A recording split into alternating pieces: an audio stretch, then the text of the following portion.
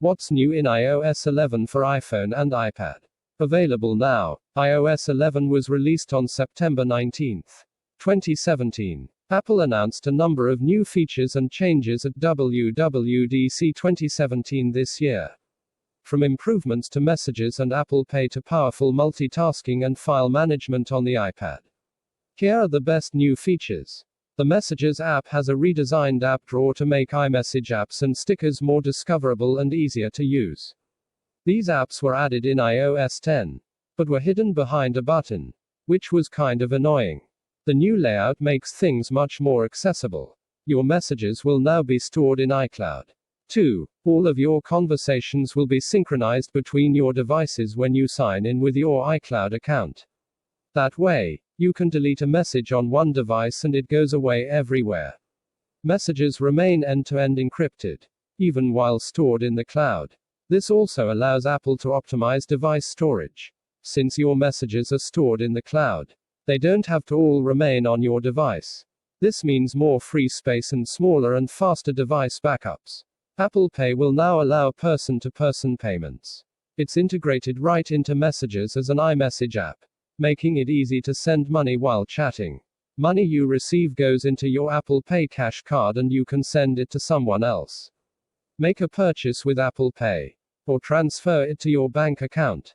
You'll have to authenticate with Touch ID before sending money, just as you do when making purchases. It'll even try to detect when you want to use it. If you receive a message in a Messages saying you owe money, for example, the keyboard will automatically suggest Apple Pay as an option and automatically fill in the amount of money. Lastly, 50% of US retailers will be accepting Apple Pay in the US by end of 2017. According to Apple, Siri's voice is being upgraded. Apple has used deep learning to create a more natural and expressive voice. Siri has both a male and female voice, and it can even say the same word in different ways for a more realistic conversation experience. Apple's virtual assistant is gaining built-in translation features as well. Siri will speak the translation aloud for you, so you know exactly how to pronounce it. It'll support translation from English to Chinese, French, German, Italian, and Spanish initially, in addition to suggesting apps. And when you should leave for work based on traffic, Siri will use on-device learning to understand more about topics of interest to you. Siri can suggest news topics you might be interested in, more easily respond with your location in Messages, or make calendar events after you book hotel reservations in Safari on the web. For example, the keyboard will learn words you might want to use based on what you read. This is all done on your device, and not in the cloud. Lastly, developers can now take advantage of SiriKey to integrate Siri with more types of apps. Everything from task management to notes to banking. So hopefully, Siri will be able to do more as developers jump on board. iOS 11 will use HEVC video encoding, which means videos you capture are up to 2 times smaller in storage size. Apple is also switching photo capture from JPEG to HEIF for up to 2 times better compression as well. So photos you take on your device will use up to 2 times less space. You can still share those photos with people on other devices. The Memories feature in the Photos app can now use machine learning to identify activities like anniversaries, memories of your children, your pets, or sporting events. It uses computer vision to identify photos and automatically pick the best videos and photos. It can also work in portrait mode as well as landscape mode, so you can watch in whatever aspect ratio you prefer. There are improvements for live photos. 2. You can now more easily edit live photos, trimming them and marking any frame of the photo as the key photo in the live photo. It can also turn a live photo into a seamless loop using computer vision technology. The control center that appears when you swipe up from the bottom of the screen has been redesigned. It's now a single page that includes all the features. You don't need to swipe left and right to use them, which is sure to be less confusing for many people. In addition, you can now 3D touch an option to access more controls. For example, you can 3D touch the music control to see more information and playback controls. The control center is now customizable. 2. You can choose which controls appear in it from settings greater than control center greater than customize controls. And you can also rearrange the order of controls on the pane. If you don't want the control center appearing when you swipe up from the bottom of the screen in apps, you can now disable this feature. The control center will still be available if you swipe up from the bottom of the home screen. The lock screen and notification center are now the same screen. When you swipe down from the top of the screen, you'll see all your notifications. You can still swipe to the left to access your widgets or the right to access your camera. Apple Maps is, once again, improving navigation a little bit. Apple Maps will display the speed limit and provide lane guidance to guide you into the appropriate lane while navigating. In addition, Maps is getting indoor maps of malls and airports. With directories and a search feature, Apple is beginning with many malls and airports, but will be adding more as time goes on. iOS 11 includes a new Do Not Disturb While Driving feature that uses Bluetooth or Wi-Fi to determine whether you're driving. It will automatically hide your notifications if you are, though you can tell the iPhone you're not driving if you want notifications to show up. The Messages app can even automatically auto-respond to people who text you, saying that you're driving and can't respond right now. They can text you to say it's urgent if they need you to respond as soon as possible. HomeKit will now support speakers, so you can configure and control your speakers alongside your other smart home devices. Apple has a new AirPlay 2 protocol that enables multi-room audio. 2. You can finally play music to different speakers throughout your home from apps in iOS, no need for iTunes on the desktop. You can now also play audio to your Apple TV from your iOS device or Mac, enabling those speakers connected to your media center to become AirPlay speakers. Apple Music will now show you what your friends are listening to, so you can more easily discover new music you might want to listen to. You can create a profile, make it public or private, and follow people with similar taste. Developers will have a MusicKit for Apple Music API they can use to gain full access to Apple Music. 2. For example, Shazam can automatically add songs it identifies to your Apple Music collection. And DJ apps can provide access to the entire Apple Music library. The App Store is being completely redesigned to make it easier to discover new apps and games. Launch it and you'll see a new Today tab that provides better app discovery. Every day there's a new app of the day and game of the day. And you might also see how-to guides with information about apps you already use on the Today tab. You can scroll down to see older information from previous days. 2. At the bottom of the page, you'll see that apps are now sorted into both games and apps, so you can easily browse either games or apps that aren't games. Alongside the improved Metal 2 graphics API and HEVC video encoding technology, iOS will gain machine learning and augmented reality features for developers to build on. iOS is also making machine learning easier for developers to use with Core ML. There's a Vision API that provides developers with an easier way to recognize faces and landmarks.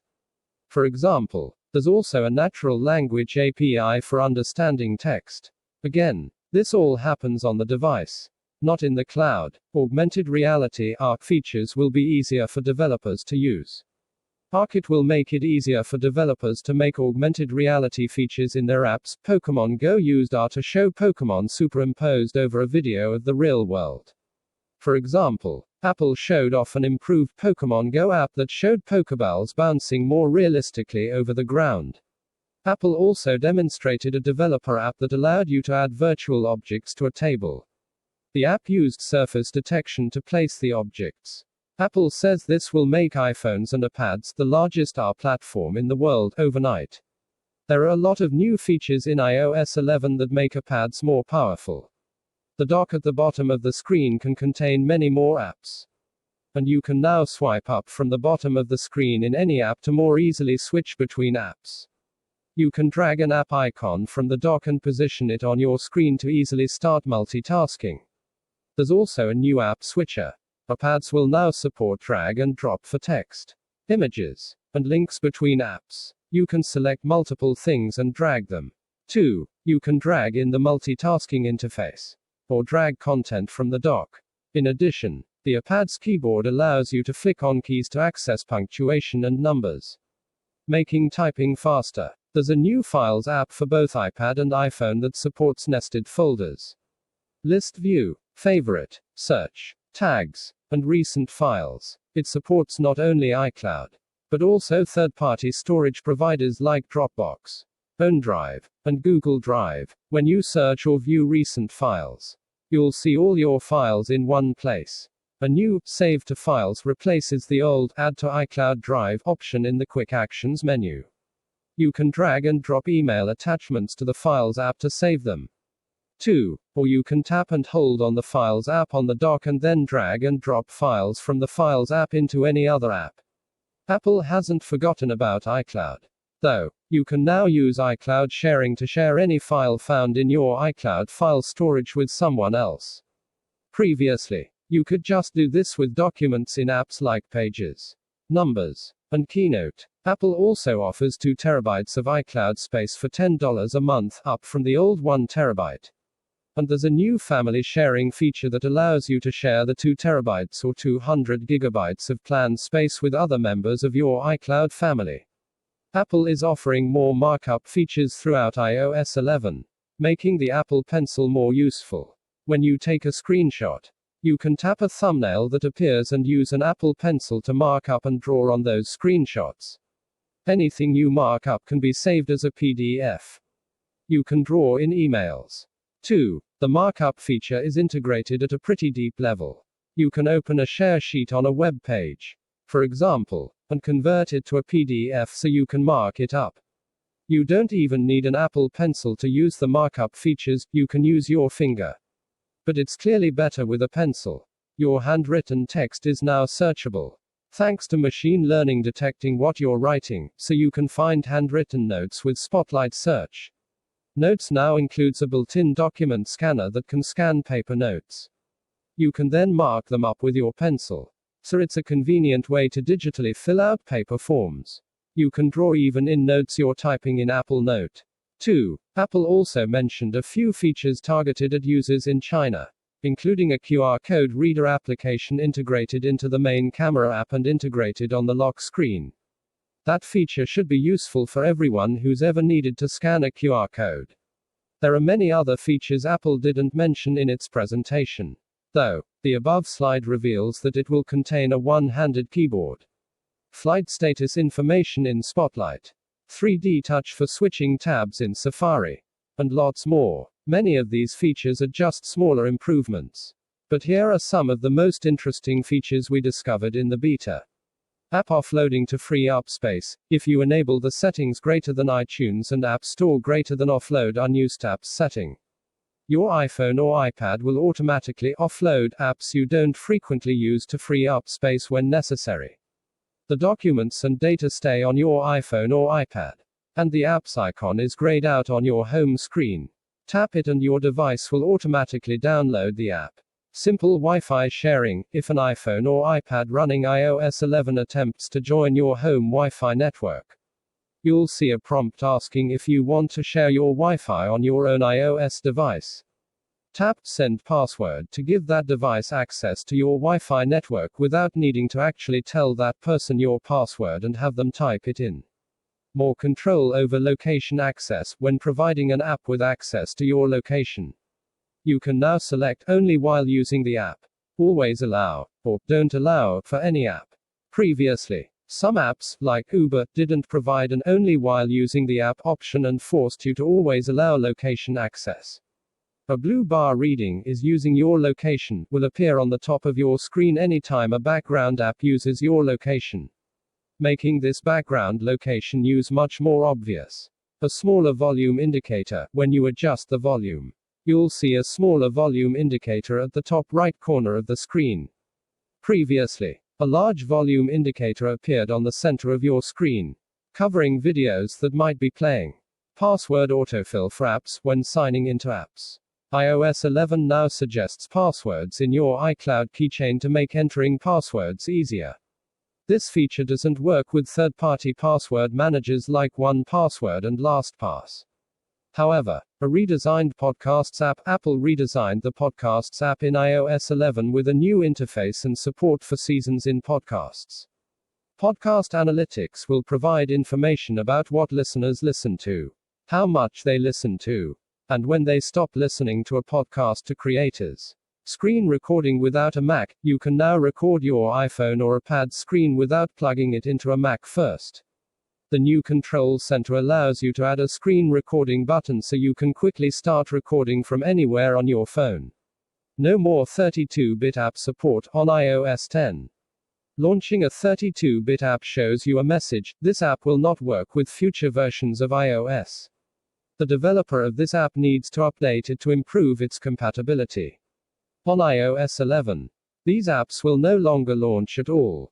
Health data sync via iCloud. Data stored in the Health app will now be synced between your devices using iCloud. Previously, you had to create an encrypted iTunes backup and restore it. As there was no way to sync health data online, your health data can now follow you across devices like your other data.